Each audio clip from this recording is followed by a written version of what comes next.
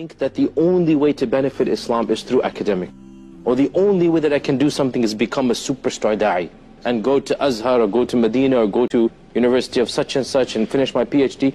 But not everybody is cut out to be a scholar. And in fact, the majority of the Sahaba were not scholars in that sense. The majority of the Sahaba were not narrators of hadith. The majority of the Sahaba were not masters of halal and haram.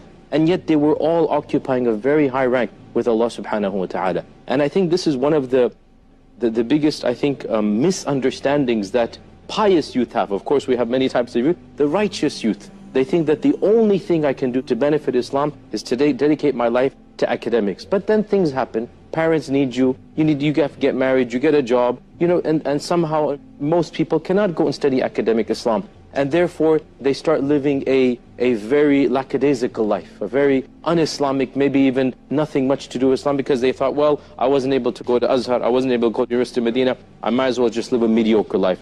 What my advice to them is, look, if you can't become a scholar, that doesn't mean you can't do anything for Islam. Wallahi, scholars need non-scholars. Scholars need scholars in other fields. If you can't be a scholar of Islam, become a scholar of something else. Even if it's a scholar of social work, a scholar of building a masjid.